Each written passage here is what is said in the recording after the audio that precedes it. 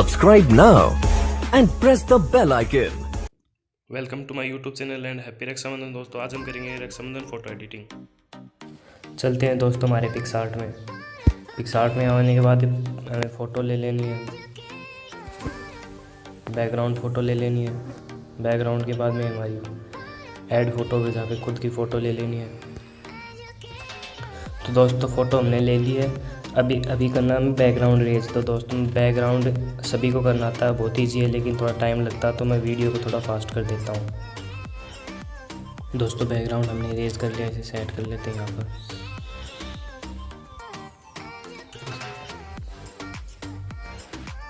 इस तरह से यहाँ पर सेट कर ले दोस्तों।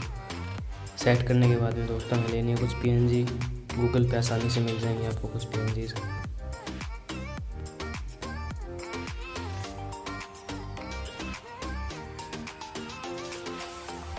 ये लगा देनी है हमें।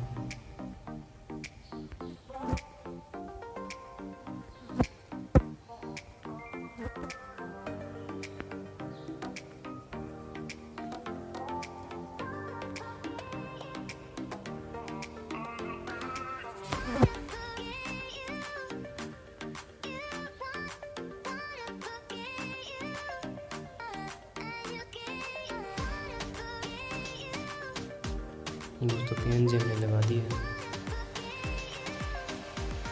दोस्तों फ़ोटो हमारी तैयार है पूरी।